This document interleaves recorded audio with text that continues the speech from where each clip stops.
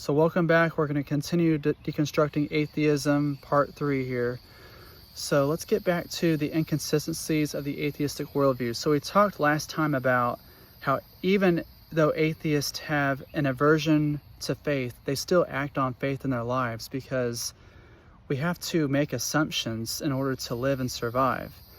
So going off of that, there's still an issue, is that if atheists deny that God exists, then what is it that, what do they think about reality? How do they explain how anything exists at all? Why is there something rather than nothing? How do they explain that? Well, some of them might just say, well, we don't know why it exists, and they just leave it there.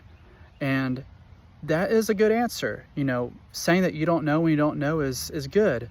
But also, saying you don't know when you do know is not okay either. And, you might not know, but logically, I feel like you might be missing the point that there is truth to spirituality, that there are, throughout history, there have been people who have had spiritual awakenings into reality, and they have documented that enlightenment awakening is possible for people. They can do meditation, psychedelics, self-inquiry to reach radical states of consciousness that is beyond ordinary conventional states.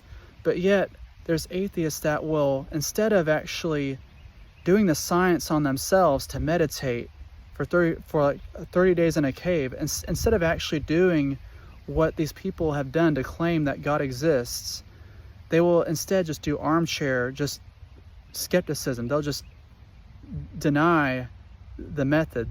They'll just say, oh, well, that's just a hallucination. That's just in your brain, just chemicals in your brain. Well, then this reality here is just a chemical in your brain too. Why do you take this more real than any other state of consciousness?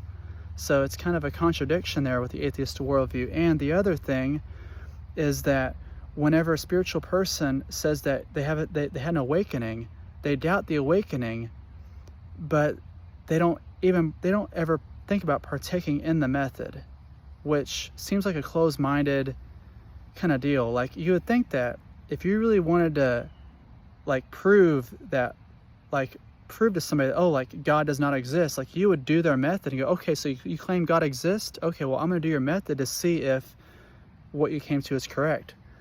And if not, then I'll demonstrate why it's not correct and why God does not exist in that way. So that's another issue with the atheistic worldview.